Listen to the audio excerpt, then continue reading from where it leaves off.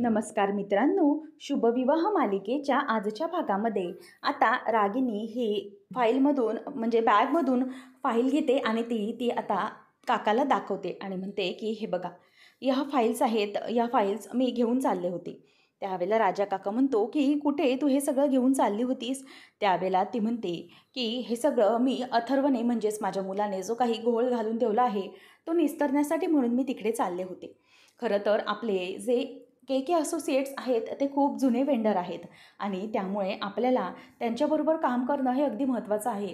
असं जुन्या वेंडरला जपलं पाहिजे आपण आणि त्यांचा जो काही गैरसमज झाला आहे तो गैरसमज दूर करण्यासाठी म्हणून ही फाईल घेऊन मी त्यांच्यापाशीच चालले होते आणि माझ्याकडे दुसरी काही बॅग नव्हती म्हणूनच मग मी ही बॅग घेतली आणि ही बॅग घेऊन मी चालले होते. तेव्हा आकाश आणि भूमी व्हिडिओ कॉलमधून ते सगळे बघत असतात आणि आकाशला भूमी आणि काका जे काही वागलाय त्याचा खूप राग आलेला असतो. नंतर मग रागिनी म्हणते की अहो, तुम्हाला माहिती आहे का की मला हे सगळं करायला म्हणजे मन होत नव्हतं, परंतु तुम्हाला विश्वास बसत नसेल ना? तेव्हा मग आता रागिनी म्हणते ते पैसे ते मी पुन्हा एकदा आपल्या त्या ट्रेजरीमध्ये ठेवले आहेत. त्यावेळेला आता काकाला विश्वास बसत नसतो म्हणून रागिनी म्हणते की बरं, तुम्हाला नाही आहे माझ्यावर विश्वास, चला हे बघा, मी आतमध्ये लॉकर आहे त्याच्यामध्ये आकाशच्या कपाटाच्या लॉकरमध्ये हे पैसे सगळे ठेवलेत. तेव्हा आता राजा काका ते बघतो आणि त्यालाही ते बघून धक्काच बसतो.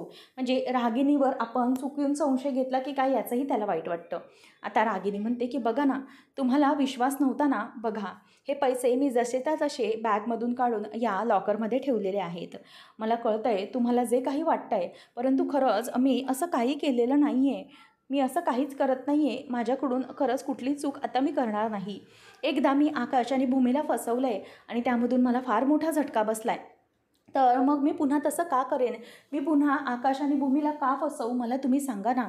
असं आता इथे रागिनी ही काकाला बोलत असते आणि मग इथे काकाला देखील खूप वाईट वाटत असतं की या सगळ्या गोष्टीमध्ये आपण रागिनीवर विश्वास ठेवला नाही आणि रागिनीला आपण खूप काही बोललो याचंही आता त्याला खूप वाईट वाटत असतं.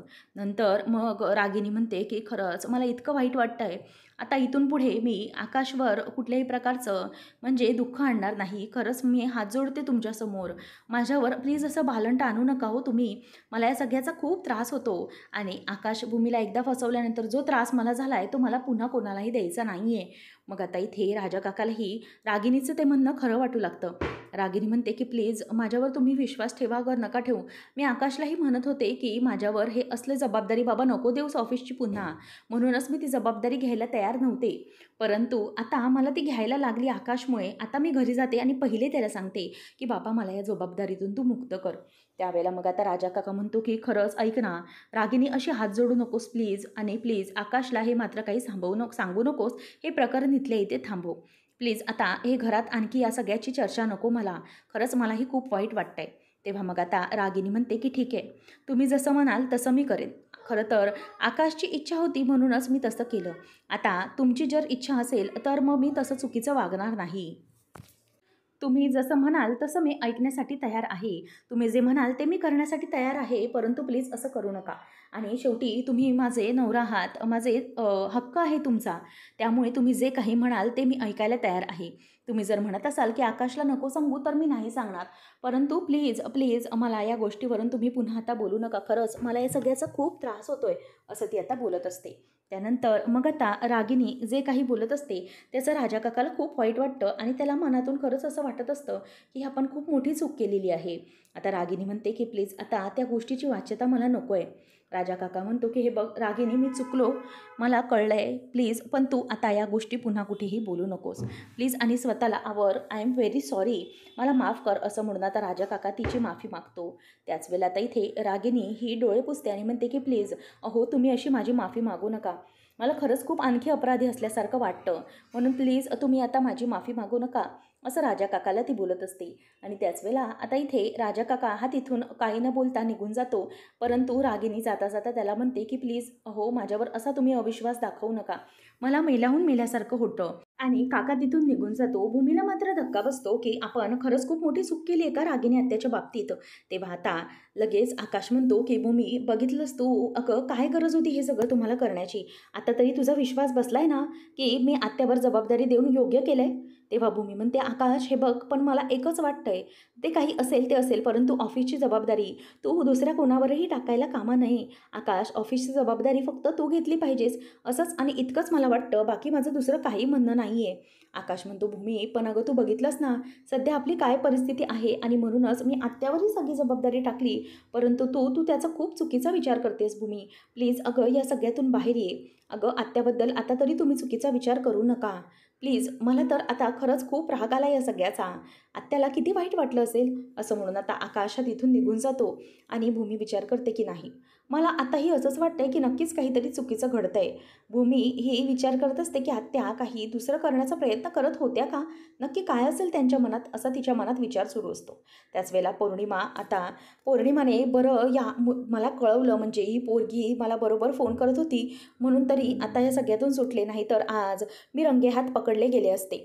मला पौर्णिमाने अगदी योग्य वेळेत सांगितलं म्हणून बरं झालं, असं आता इथे ती म्हणत असते. आणि त्यानंतर मग आता इथे रागिनी ही खूप चिडलेली असते आणि रागिनी त्याच बाबतीत विचार करत बसलेली असते की काही झालं तरीही यांच्या जाळ्यात मी आता पुन्हा अडकणार नाही.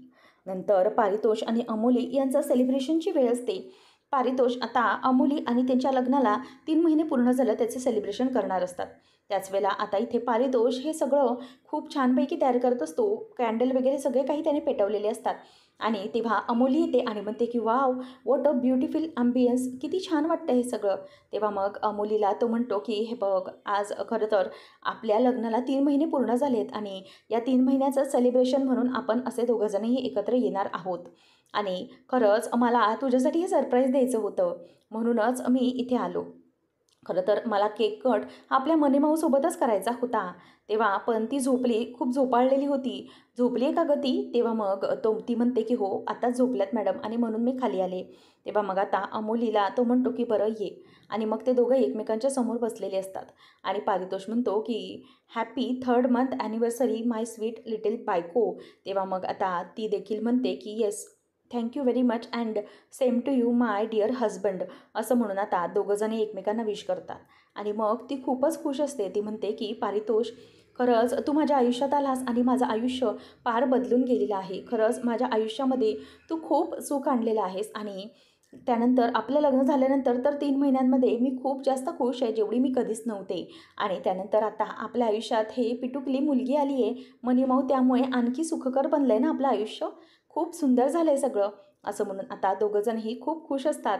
त्यावेळेला आता पारितोष आणि अमोली एकमेकांना म्हणतात की "चल, आपण केक कट करूया. खरं तर मनीमाऊ असायला हवी होती, परंतु जाऊ दे." आणि त्यानंतर मग आता ते दोघंजणही आता केक कट करत असतात आणि दोघंही अगदी आनंदामध्ये असतात. आता पारितोष आणि अमोली एकमेकांना विश करून एकमेकांसाठी टाळ्या वाजवतच तो केक कट करत असतात. आणि पारितोष आता केक कट करून अमोलीला भरवतो. त्यानंतर अमोली देखील आता पारितोषला केक भरवते. आणि या सगळ्यामध्ये आता दोघंजणं खूप एन्जॉय करत असतात. परंतु पुढे काय वाढून ठेवलंय हे त्यांना काहीही माहीत नसतं. आता पारितोष हा अमोलीला जवळ घेतो आणि दोघंजणही खूप खुश असतात. अमोली म्हणते की "पारितोष, खरंच मला खरंच खूप आनंद झाला आहे. आपण एक काम करूया, आपण हे मोमेंट्स अगदी कॅप्चर करूया, म्हणजे आयुष्यभर आपल्या लक्षात राहील." म्हणून आता पारितोष आणि अमोली दोघंजणही सेल्फी काढत असतात आणि दोघं एकमेकांच्या अगदी जवळ असतात आणि त्यांचे सगळे क्षण ते साठवून ठेवत असतात. अमोली म्हणते की "पारितोष, माझ्याकडे ना एक आयडिया आहे. आपण एक काम करूया, आपण ना आता डान्स करूया." तेव्हा मग पारितोष म्हणतो की "काय अमोली, अगं तू काय बोलतेस? आपण डान्स करूया. तुला आपल्या मॅडम माहिती आहेत ना कशा आहेत. अगं जरासा जरी आवाज झाला तरी उठून बसेल ती आणि नुसता आवाज करत बसेल, रडत बसेल. मग आपण कसा बरं डान्स करायचा आहे?" तेव्हा मग पारितोषला ती म्हणते की "येस, मला माहिती आहे ती कशी आहे ती, म्हणूनच त्याच्यावर मी एक तोडगा काढला आहे." तेव्हा पारितोष म्हणतो की "काय तोडगा? म्हणजे नक्की काय करणार आहेस तू?" तेव्हा मग पारितोषला ती म्हणते की "थांब, हे बघ मी हे आणलंय." तेव्हा मग आता तो बघतो की "हाय, काय ते?" तेव्हा ती म्हणते की "हे बघ, हे वायरलेस हेडसेट आहेत. आता आपण काय करायचं, आपण दोघांनी हे कानात घालायचे आणि मग त्यानंतर आपण दोघं एकमेकांसोबत डान्स करायचा. म्हणजे कसं आहे, आपल्या दोघांनाही हे फक्त म्युझिक ऐकू येईल, बाकी कोणालाही नाही. आपल्या मॅडम छान झोपून राहतील आणि आपण दोघंही डान्स करू शकतो." त्यावेळेला मग पारितोष म्हणतो की "वा, जे माझ्या बायकोने रोमॅन्सची अगदी फुलप्रूफ तयारी केलेली दिसतीये." तेव्हा ती म्हणते की "मग करणारच ना, बायको कोणाची आहे?" असं म्हटल्यावर आता पारितोष तिच्याकडे बघून हसायला लागतो. आणि दोघंजणही आता हेडसेट घालतात आणि ती म्युझिक फक्त दोघांना ऐकू येत असते. आणि दोघंही आता डान्स करत असतात. त्यांचा छानसा माहोल रंगलेला असतो आणि दोघंही एकमेकांमध्ये गुंतलेले असतात. आता इथे गाणे चालू झाल्यानंतर दोघांच्याही कानामध्ये ते गाणं वाजत असतं आणि तो दोघं फक्त त्या गोष्टीचं फील घेत असतात. आता जवळ आल्यानंतर पारितोष आणि अमोली एकमेकांकडे बघत असतात आणि त्यानंतर आता इथे पारितोष, अमोली हे एकमेकांच्या सोबत डान्स करणार असतात. दोघांनाही खूप आनंद झालेला असतो. आता अमोली, पारितोष हे दोघे रोमॅन्टिक झालेले असतात आणि गाण्याने त्यांच्या रोमॅन्सला आणखीनच भर मिळालेली असते. आणि पारितोष आता अमोलीचे दोन्ही हात घेतो आणि हात घेऊन आता पारितोष हा अमोलीच्या हाताला किस करतो. नंतर आता अमोलीच्या अंगावर इथे शहारा येतो आणि ती पटकन तिथून बाजूला होणार तोवरच आता पारितोष तिचे हात पुन्हा धरतो आणि तिच्याकडे बघत असतो. अमोली आता त्या दोघांच्याही जगामध्ये अगदी हरवून गेलेली असते. आता दोघंजणही एकमेकांबरोबर डान्स करायला सुरुवात करतात. अमोलीचे तो दोन्ही हात घेतो आणि स्वतःच्या खांद्यावर ठेवून आता तो एकमेकांसोबत दोघेजणही डान्स करायला सुरुवात करतात. अमोली, पारितोष दोघंही अगदी एकमेकांशी नजरेतून बोलत असतात आणि त्यांचे एकमेकांचे इशारे त्यांना कळत असतात. तर मात्र इथे आता नेहमीप्रमाणेच जसं छोटं पिल्लू उठतं आणि रडू लागतं, तर इथे अमोलीला आणि पारितोषला त्यांचा काही आवाज येत नसतो. ते बाळ रडतंय याची त्याला चाहूल लागत नसते, कारण त्यांच्या कानामध्ये हेडसेट असतात. बाळ मात्र रडत असतं आणि तो एकमेकांच्या हातात हात घेऊन ते डान्स करत असतात. आणि इथे पारितोष आणि अमोली हे बेसावध असताना पिल्लू रडायला लागलेलं असतं आणि ते भूमी ही अचानक जागी होते. भूमीला कसं तरी वाटू लागतं आणि ती दचकून उठून बसते. तिला असं वाटतं की म्हणजे माझं पिल्लू मला बोलावतंय का? असं का वाटतंय की मला त्या बाळाला माझी गरज आहे आणि ते मला बोलावतंय असं मला का वाटतंय? माझं बाळ रडतंय असं मला वाटतंय. आता भूमी बाजूला बघते तर तिथे आकाश हा झोपलेला असतो. भूमी म्हणते की नाही, मला असं वाटतंय की मला निघालं पाहिजे. आणि म्हणून आता भूमी विचार करते की जर मी इथे आता आकाशला उठवत बसले तर तो मला काही जाऊ देणार नाही. तेव्हा तिला आकाशचं बोलणं आठवतं. आकाश म्हणलेला असतो की भूमी प्लीज प्लीज तू त्या पारितोषच्या आणि अमोलीच्या बाळामध्ये नको ना अडकूस, तू त्या बाळाला नको भेटायला जाऊस, त्यांना नाही आवडत ना, तर प्लीज नको जाऊस. असं आता इथे पारितोषच्या बाबतीत आणि अमोलीच्या बाबतीत आणि बाळाच्या बाबतीत आकाशने तिला सांगितलेलं असतं. भूमी विचार करते की नाही, जर मी आता आकाशचं ऐकलं तर मला त्या बाळापाशी जाता येणार नाही आणि मला असं वाटतंय की ते बाळ ना मला खूप अगदी आतुरतेने बोलावतंय, रडतंय, मला हाका मारतंय, म्हणून मला काही झालं तरी गेलं पाहिजे. आकाश उठला तर मला तिथे जाण्याची परमिशन देणार नाही आणि माझ्यासोबतही येणार नाही, म्हणून मला आता निघालं पाहिजे. आय एम सॉरी आकाश, म्हणून मी एकटीच निघते, मला माफ कर, मला त्या बाळासाठी गेलं पाहिजे. असं म्हणून आता भूमी हळूच दरवाजा बंद करते, स्वतःची ओढणी घेते आणि नंतर ती निघालेली असते. आता हळूच कोणालाही चाहूल लागू नये म्हणूनच दबक्या पावलांनी भूमी खाली उतरते आणि हळूहळू आता ती निघालेली असते. तर इथे आकाश हा झोपलेला असतो. सगळेजण गाढ झोपेत असतात आणि अमोली आणि पारितोष हे दोघंजणही आता अजूनही रोमांसमध्येच डुंबलेले असतात. भूमी ही हळूहळू धावत धावत धापा टाकत टाकत पोचते. तिला खूप भीती वाटत असते. ती म्हणत असते की काय होतंय नक्की, माझ्या जीवाची अशी घालमेल का होते, मला असं का वाटतंय की बाळ मला बोलावते. म्हणून भूमी आता धावत धावतच तिच्या घरापाशी निघालेली असते. आणि नंतर आकाशलाही ते कसं तरी होत असतं. आकाशलाही अगदी बेचैन वाटत असतं. त्यालाही आता झोप येत नसते. त्यानंतर इथे आता आकाशला झोप येत नसते आणि तो म्हणजे विचार करतो की काय झालं असेल आणि त्याच्या झोपेतल्या झोपेतच आता काहीतरी त्याला जाणवत असतं, म्हणून तो सारखा सारखा सारखा तळमळत असतो. आणि त्यानंतर भूमी ही रात्रीची पळत पळतच निघालेली असते. आता धावत धावत ती अमोलीच्या घरापर्यंत येते, परंतु आता घराच्या बाहेर आल्यानंतर बाळाचा मोठमोठ्याने रडण्याचा आवाज हा तिला खालपर्यंत येत असतो. आता भूमी म्हणते की याचा अर्थ मला जे काही संकेत मिळत होते ते अगदी खरं होतं. खरंच बाळ घरामध्ये रडत आहे. नेमकं काय घडत असेल मला खरंच कळत नाही आहे. बाळ रडतंय आणि म्हणून ती पारितोष आणि अमोली कुठे गेले म्हणून ती आता जोरजोरात बेल मारत असते. परंतु दोघांनाही त्या बेलचा आवाज येत नसतो, कारण दोघंही आता रोमॅन्समध्ये पूर्णपणे दंगलेले असतात. आता पारितोष हा अमोलीचा हात घेतो आणि हात घेऊन आता दोघंजणही तिथे म्हणजे दोघंजण एन्जॉय करत असतात. त्याच वेळेला आता अमोली आणि पारितोष एकमेकांच्या नजरेत नजर मिळवून असतात आणि हातात हात घेऊन आता दोघंजणही एकमेकांसोबतच डान्स करत असतात. इथे बाळ रडतंय याचं त्यांना काही नसतं. नंतर मग इथे भूमी विचार करते की नाही, मला असं वाटतंय की काहीतरी नक्कीच चुकतंय. हे दोघंजणही फोन का उचलत नाही आहेत, किंवा मग ती म्हणते की मी एक काम करते, मी ना पारितोषला कॉल लावते, जेणेकरून पारितोष माझा फोन तरी उचलेल. म्हणून आता बेल वाजवत नाहीत, निदान ते दोघंही असे कसे बाहेर गेले असतील का. पण ती विचार करते की नाही, मला तरी वाटत नाही की पारितोष आणि अमोली बाळाला असंच ठेवून जातील. मला वाटत नाही की तो दोघंही इतके बेजबाबदार आहेत. नाही, असं ते नसतील करणार. मी बघते असं म्हणून आता ती विचार करते की पारितोष आणि अमोली नेमके कुठे गेले असतील. ती आता पारितोषला कॉल लावते, परंतु पारितोष काही कॉल उचलत नसतो. ती म्हणते की हे काय चाललंय, पारितोष माझा फोन उचलत नाही आहे, नेमकं काय झालं आहे काय. आणि म्हणून आता ती पुन्हा पुन्हा येऊन बेल मारत असते आणि सारखे सारखे कॉल करत असते, परंतु आता दोघंही फोन उचलत नसतात. भूमी म्हणते की नाही, हे नेमकं काहीतरी सिरियस वाटतंय मला. बाळ रडत चाललंय आणि भीतीने जर त्याला काही झालं तर, रडून रडून त्या बाळाला काही त्रास झाला तर. आता भूमी म्हणते नाही, मला आता ही रिस्क घेता येणार नाही, मला लवकरात लवकर गेलं पाहिजे. आणि म्हणून भूमी ठरवते की मी कशी पोचू. बाळ रडत आहे, त्या खिडकीपर्यंत भूमी पोचते, परंतु आता मी वर जाऊ तरी कशी, असा विचार इथे भूमीच्या मनामध्ये येत असतो. भूमी म्हणते की मी कशी पोचू तिथपर्यंत. म्हणून ते आता तिथे बघते तर बाजूला शिडी असते. म्हणून आता भूमी शिडी ही अगदी कॉर्नरला लावते, जेणेकरून तिला तिथून चढता येईल. म्हणून आता भूमी ही शिडीच्या साह्याने तिकडून जात असते. त्यावेळेला आता इथे अमोलीला पारितोष उचलून घेतो आणि अगदी स्वतःच्या त्याने तिला कुशीत घेतलेलं असतं. आणि भूमी मात्र इथे आता जिन्याच्या शिडीच्या साह्याने चढत चाललेली असते. आणि भूमी म्हणते की देवा, कसं करू मी, काय करू. आई योगेश्वरी, बाळ हे रडतच चाललेलं आहे, ते शांत काही होत नाही आहे, मी कसं करू. म्हणून आता भूमी ही त्या शिडीच्या साह्याने वर चढत जाते. नंतर पाईपच्या मदतीने ती आता वरती चढत असते.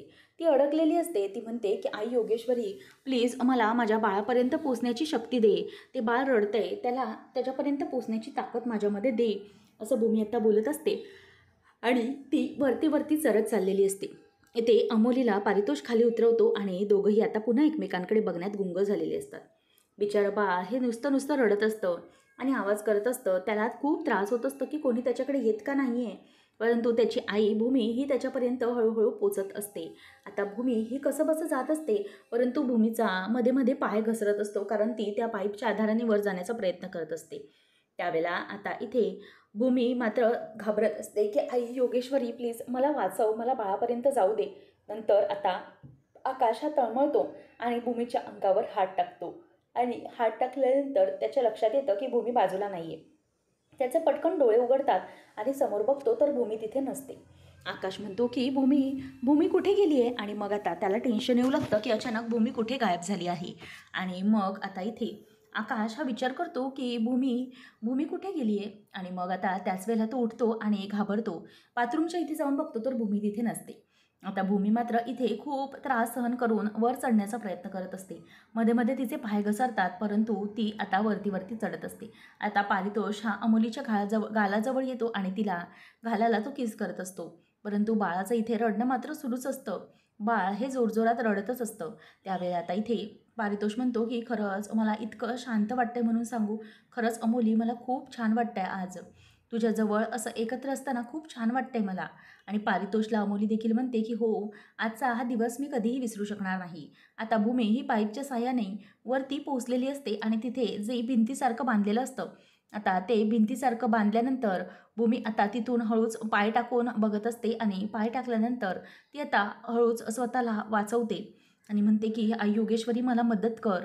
आणि ती आता पोलिसांच्या सायरनचा आवाज ऐकते. आता ती म्हणते की पोलिसांच्या सायरनचा आवाज येतोय, याचा अर्थ जर पोलिसांनी मला असं आतमध्ये शिरताना बघितलं तर त्यांना असं वाटेल की मी आहे आणि चोरी करण्याच्या उद्देशाने आतमध्ये जाते, तर मला अडकलं जाईल. आणि म्हणूनच मग ती आता इकडे आतमध्ये शिरते. आणि आतमध्ये आल्यानंतर समोर बघते तर खरंच ते पिल्लू असतं आणि ते बाळ रडत असतं. आता भूमी त्या बाळाला समोर बघते आणि खरंच तिच्या जीवात जीव येतो. ती कशीबशी बाळापर्यंत आता पोचलेली असते. तिच्या हाताला लागलेलं असतं ते सगळं आता ती बाजूला करून बाळ रडत असतं, त्या बाळाला ती घ्यायला जाते आणि म्हणते की पिल्लू, अरे बाळा शांत हो, प्लीज रडू नकोस, प्लीज रडू नकोस, असं म्हणून आता ती त्याला शांत करत असते.